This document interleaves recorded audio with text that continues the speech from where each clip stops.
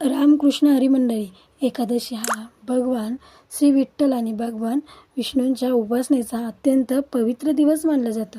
या दिवशी श्रद्धा आणि भक्तिभावाने अभिषेक केल्यास मनात शांती लाभते, आध्यात्मिक समाधान आपल्या मनाला लाभते. सकाळी लवकर उठून स्नान करून स्वच्छ सात्विक वस्त्र परिधान करावा. देवघर स्वच्छ करून पांडुरंग आणि रुक्मिणींची मूर्ती किंवा प्रतिमा समोर ठेवून अभिषेक करण्यास सुरुवात करावी.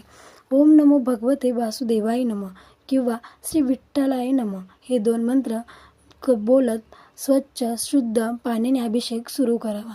स्वच्छ त्यानंतर दूध असेल किंवा मग पंचामृत असेल, तुळशीयुक्त जल असेल त्याने अभिषेक केला तरी पण चालेल.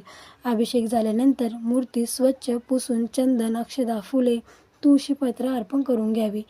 नैवेद्य म्हणून फळे किंवा उपवासाचे सात्विक पदार्थ अर्पण करावे.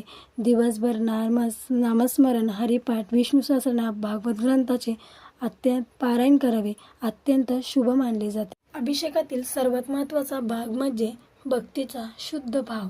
मोठा विधी करण्यापेक्षा प्रेम, श्रद्धा आणि नामस्मरण हे अधिक महत्त्वाचे आहे.